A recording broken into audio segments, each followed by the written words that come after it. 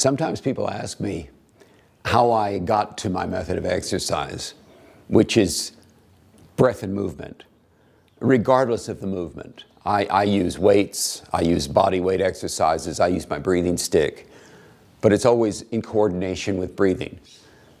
And the breath always comes or originates the inhale in the nose.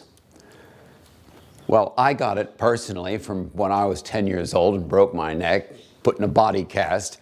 When I came out of the cast, everything had atrophied. I needed to learn to begin to breathe again, to use my rib cage.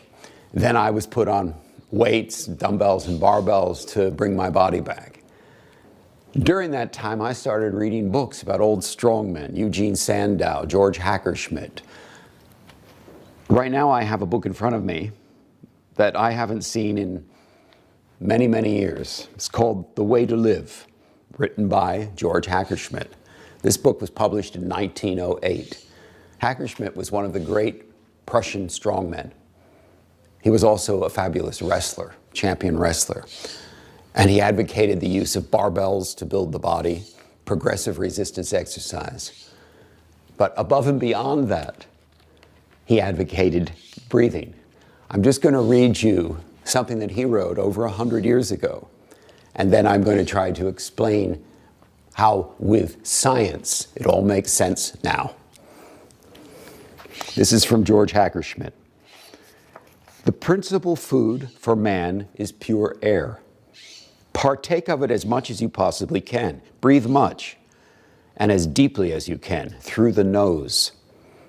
Breathing through the nose is the only proper way of respiration and at the same time an important regulator for the movement of the body. For if, for any kind of work, the breath through the nose ceases to be sufficient, one ought to either discontinue the work or restrict the movement until breathing has again become normal. Various deep breathing exercises are recommended by professors and other so-called authorities on physical culture. Not wishing to be dragged into any discussion, I will refrain from criticizing these and will confine myself to strongly recommending all my readers to content themselves with the simplest and most natural deep breathing exercise in existence, one which everyone can practice without trouble and which requires no argument to demonstrate its superiority over all others.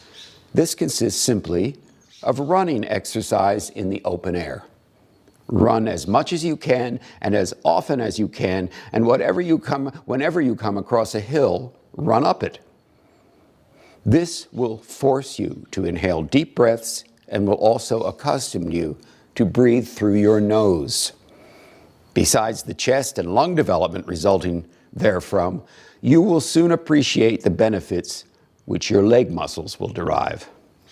I cannot lay too great stress upon the great usefulness of proper breathing, by which means we introduce into our system the essential oxygen and discharge a quantity of waste matter. We do. 70% of our body waste is discharged through the exhale, and 80% of our body fat. He probably didn't know that then. If you can't run, you can walk by using breath exercise. If you can't walk, you use a stationary bike or a breathing stick. It's breath and movement that counts, and breathing through your nose. I've just read an article about Olympic runners, and several of them are practicing just nose breathing. When they get to the point where they can't use the nose and they're forced to use the mouth, they slow down and acclimate themselves to nasal breathing. Why? Because it's a deeper breath.